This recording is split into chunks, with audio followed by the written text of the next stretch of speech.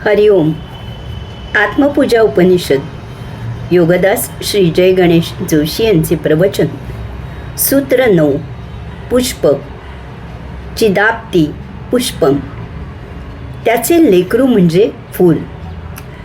पुष्पम. भाग 1. आत्मपूजेत अक्षता वाहून झाल्यावर आता त्याला फूल व्हायचे आहे. त्याच्या चरणी फूल व्हायचे आहे. आपण त्याचे लेकरू आहोत. आपण त्याच्या सेवेला त्याच्या चरणी वाहून घ्यायचे आहे. तो परम वैश्विक पितामह आहे. त्याची सेवा करायची आहे. तेही फुलासारखे वाहून घेऊन त्याची सेवा करायची आहे. या सूत्रातील या केवळ 2 शब्दांनी हे समजावून घेऊया. या सूत्रात केवळ 2च शब्द आहेत, परंतु त्यात महान अर्थ भरलेला आहे. सभेमध्ये वक्त्याला 2 शब्द बोलायची विनंती केली जाते. तो मनमुराद भरपूर बोलतो. त्याच्या त्या भरपूर बोलण्याला 2 शब्द असे म्हणायचे श्रोत्यांच्या जीवावर येते. परंतु ऋषींनी येथे खरोखरच फक्त 2च शब्द सांगितले आहेत आणि त्यात भरपूर अर्थ भरलेला आहे. हे 2 शब्द आत्मपूजा उपनिषद यातील आहेत. त्यायोगे ते त्याची पूजा करत आहेत. या 2 शब्दात ऋषींनी मानवी जीवनाचा उद्देश सांगितला आहे. ही भाषा संक्षिप्त, गूढ, सांकेतिक आहे. आपण सर्वप्रथम यातील दुसरा शब्द पुष्पम म्हणजे फूल हा समजावून घेऊया. येथे ऋषींनी फुलाचा उपयोग रूपकात्मक केला आहे. देवपूजेमधील फूल वाहण्याचा विधी आत्मपूजेला जोडलेला आहे. यास्तव फुलाचा मानवी जीवनात आध्यात्मिक अर्थ समजावून घेऊया. फुलझाडाच्या जीवनाचा आनंद फूल फुलवण्यात आहे.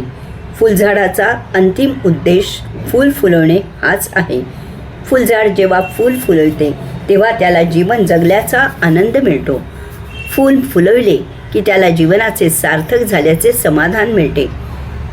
झाडाच्या बीजाची अंतिमतः संभाव्यता, शक्यता फूल फुलवणे ही आहे.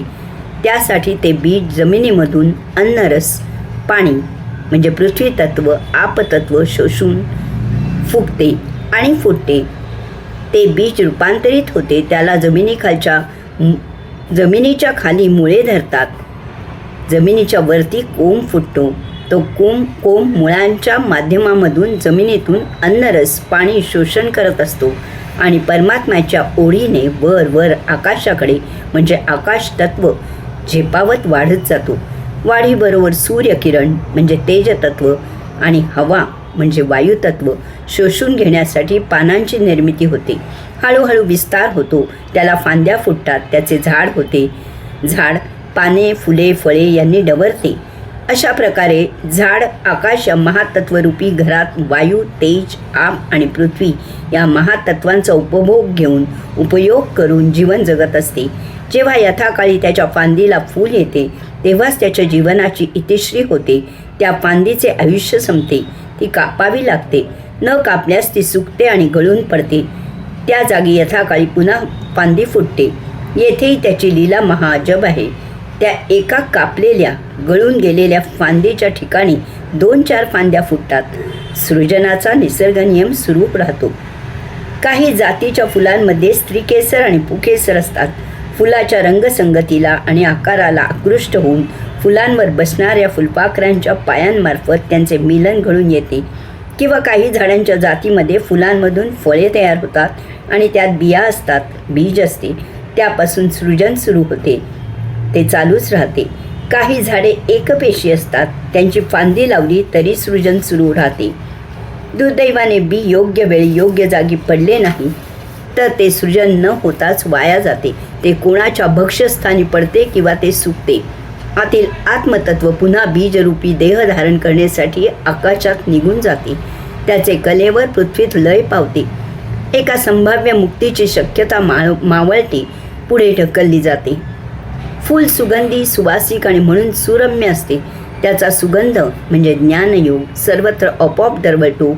फूल नयन मनोहर, विविध रंगसंगती म्हणजे कर्मयोग असलेले असते. निष्णात चित्रकारांनी सुद्धा फुलाकडून रंगसंगतीचे धडे घ्यावेत. फूल बहुविध वैचित्र्यपूर्ण आकार म्हणजे भक्तियोग असलेले असते. झाडाचे एक पान दुसऱ्या पानासारखे नसते. सुगंध, रंगसंगती, आकार हे सर्व पूर्णपणे नैसर्गिक असते, स्वयंभू असते. ते मानवाला निर्मित करणे शक्य नसते. पाहणाऱ्याचे भान हरकून जाते, त्यावर त्याचे ध्यान लागते, ते त्याला कैवल्यानंद देते.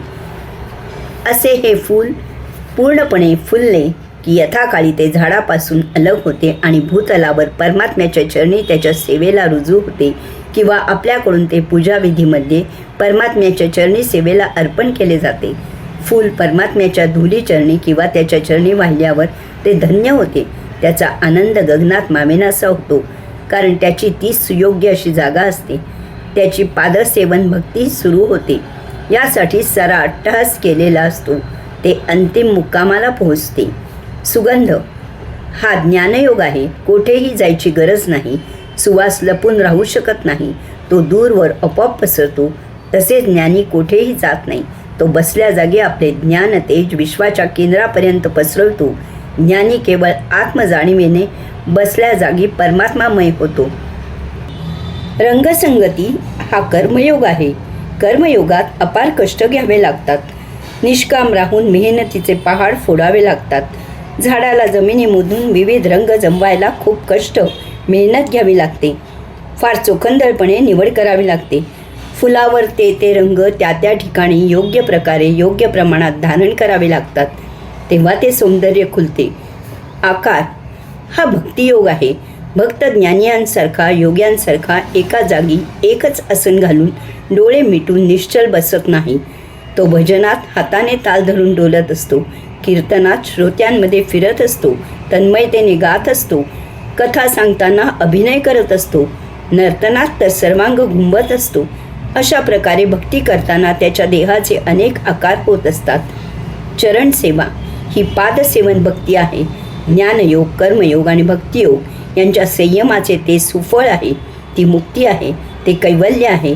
ती जीवनाची इतिश्री आहे. हरिओम.